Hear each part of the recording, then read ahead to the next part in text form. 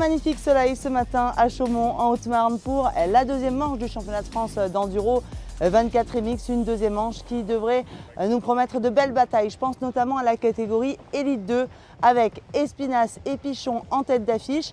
On va voir, normalement ce serait la ligne qui devrait être le juge de paix ici, plutôt longue, sélective, difficile. Eh bien on va revivre ce qui s'est passé dans les catégories Elite E1, E2, E3 ici à Chaumont en Haute-Marne. Du côté des petites cylindrées, c'est la plaque numéro 1 du champion en titre qu'on retrouve sur la troisième marche. Thiel Declercq n'a jamais été en mesure de faire mieux ce samedi à Chaumont. Il compte plus d'une minute de retard sur le vainqueur. C'est un premier podium, c'est-à-dire pour Kilian Lunier. Le jeune Lozérien qui a rejoint les rangs de DSN Moto pendant la trêve hivernale réalise une saison solide, même s'il manque parfois de régularité.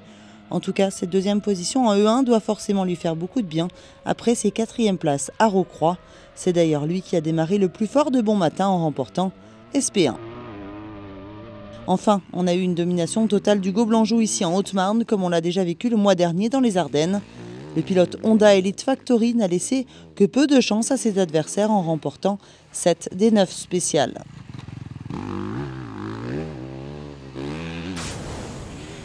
Chez les mid-size, la catégorie la plus bataillée, on s'attendait à du spectacle et on en a eu jusqu'à la fin, à tous les niveaux. Déjà, un mot sur celui qui termine quatrième à une seule petite seconde du podium.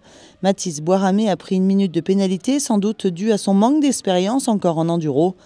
Il a fait une journée de folie, tant et si bien que tout était encore jouable pour le podium jusqu'à la fin.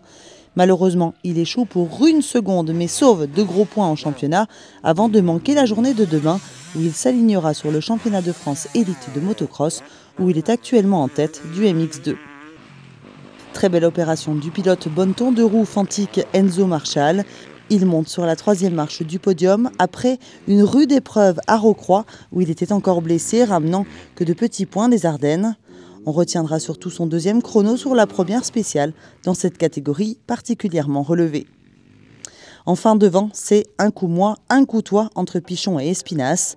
Vainqueurs chacun d'une journée à Rocroi, on s'est arrêté chez Oxmoto pour prendre un peu la température avant la course. Je pense que la ligne va faire pas mal d'écart tout au long du week-end. C'est là où il va falloir être bon et sortir des temps pour aller chercher la gagne. Et franchement, il tenait sa victoire de journée très fermement depuis le matin, menant avec plus de 10 secondes à l'entame du deuxième tour. Espinasse a su tenir Pichon à bonne distance jusqu'à l'avant-dernière spéciale où l'officiel Cherko a bénéficié d'une erreur de son adversaire. Espinasse est parti à la faute et a malheureusement laissé filer toute avance, arrivant sur la dernière spéciale avec un matelas minuscule de 3 petits dixièmes. Et au jeu du ça passe ou ça casse aujourd'hui, c'est Pichon qui a remporté la mise. L'officiel Cherko a été opportuniste alors qu'il était mené depuis le début de la journée. Deuxième victoire cette saison contre une pour le pilote Oxmoto qui va tout faire évidemment demain pour reprendre son dû. Enfin, en E3, clin d'œil aussi à celui qui termine au pied du podium pour une petite seconde 74 seulement. Et Loïc Larieux, qui est en plein développement de la Riéjo, s'est enfin considérablement approché du podium.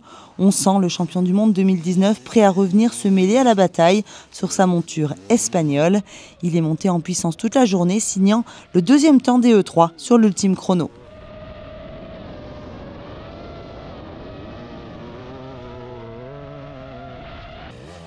Et c'est le Basque Anthony Gesselin qui est troisième ce soir, comme c'était déjà le cas sur la deuxième journée de l'ouverture du championnat. Le pilote atomique Husqvarna a signé à 2 reprises le deuxième temps de la catégorie, mais a marqué le pas tout de même tout au long de la journée, car il est ce soir à près d'une minute de la victoire. Devant lui sur la troisième marche du podium, Luc Fargier a de quoi être un peu déçu, car il menait sur la première moitié de la course. Le pilote d'AFI a remporté 3 des 4 premières spéciales, imprimant un rythme trop solide pour la concurrence. Mais dans le deuxième tour, il a vu le retour de son plus féroce adversaire et ne pouvait que serrer les dents. Julien Roussalier a grappillé seconde par seconde, reprenant la tête en fin de deuxième tour. Ensuite, l'officiel Cherko a maintenu son rythme pour ne pas voir le retour de Fargier à l'avant et s'est passé pour quelques 5 petites secondes. C'est la première victoire de l'officiel Cherko cette saison en championnat de France, une victoire qui en appellera d'autres à n'en pas douter. Et rendez-vous demain pour la seconde journée de cette deuxième manche du championnat de France d'enduro 24 MX à Chaumont en Haute-Marne. Bye bye.